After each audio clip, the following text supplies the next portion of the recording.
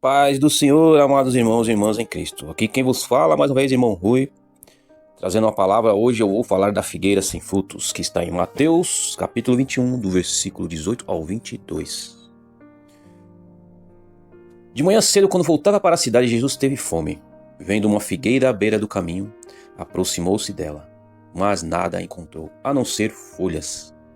Então lhe disse: nunca mais dê frutos. Imediatamente a árvore secou.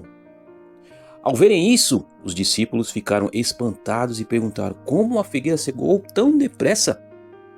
Jesus respondeu: eu lhes asseguro que se vocês tiverem fé e não duvidarem, poderão fazer não somente o que foi feito à figueira, mas também dizer a este monte: levanta-se e atire-se no mar. E assim será feito. E tudo o que pedirem em oração, se crerem, vocês receberão. Amém.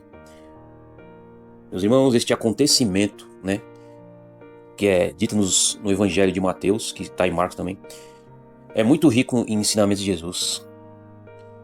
Lendo superficialmente, podemos ficar surpresos, até mesmo confusos com a atitude de Jesus perante a figueira sem frutos.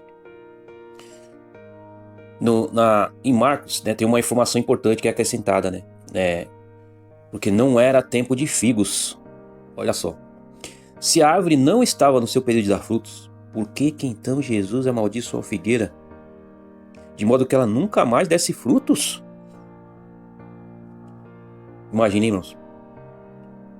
Não seria mais fácil ele abençoá-la para que frutificasse? Reflita aí. Mas para chegar a essa resposta, meus amados irmãos, precisa entender alguns pontos disso aí. Jesus não faz nada por acaso. Os frutos aparecem antes da árvore ficar repleta de folhas, geralmente. Então o fato dessa figueira apresentar folhas já indicava que ela já teria frutos também.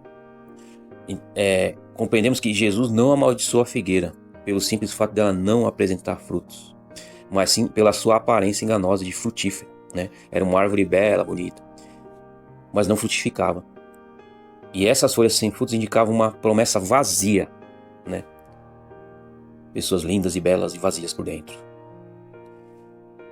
É uma parábola, meus irmãos, por isso que ele fez isso com a figueira. E na época, os maiores inimigos de Jesus foram quem? Os mestres da lei e os fariseus, que apresentavam ser alguma coisa, e na realidade não eram. Eram homens de Deus, conhecedores da lei e religiosos, porém tudo isso não passava de aparência. Tramavam matar Jesus. Várias vezes Jesus os chamava de hipócrita, Uma pessoa hipócrita, meus irmãos, é uma pessoa dissimulada, finge ser algo que ela não é. Então, a figueira na Bíblia também é usada para representar a nação de Israel. Apesar dessa nação, ao decorrer da história, ter experimentado o sobrenatural de Deus, Israel não reconheceu Jesus como Messias. Era uma nação estéril espiritualmente. Jesus usou a palavra para secar a figueira. A palavra de Deus diz em Provérbios 18, 21, que a língua tem poder sobre a vida e sobre a morte. Nossas palavras são a expressão dos nossos pensamentos e sentimentos. Prestem bem atenção, meus irmãos. Nossas palavras são a expressão dos nossos pensamentos e sentimentos. Com a palavra podemos abençoar e amaldiçoar, construir e destruir sonhos. Há uma passagem no Evangelho de Marcos que diz assim, no capítulo 7, do 1 até o 23, no qual os fariseus e os mestres da lei perguntaram para Jesus por que seus discípulos não lavavam as mãos antes de comer, Como mandava a tradição da época dos líderes religiosos, tinha que lavar a mão antes de comer. Jesus deixa claro que o que torna o homem puro não é o que entra pela boca, mas sim o que sai por ela. Pois é fruto dos nossos pensamentos e dos nossos sentimentos. Olha isso aí, meus irmãos. Reflitamos sobre o que explanamos, que soltamos, o que deliberamos das nossas vozes, sai do nosso coração, da nossa mente. Sejamos sábios. Nossas palavras são orações, portanto devemos vigiar para que nossas palavras semeiem vida e estejam em concordância com a vontade de Deus, que é boa, perfeita e agradável, meus irmãos. Amém? Paz do Senhor e um dia abençoado para vocês.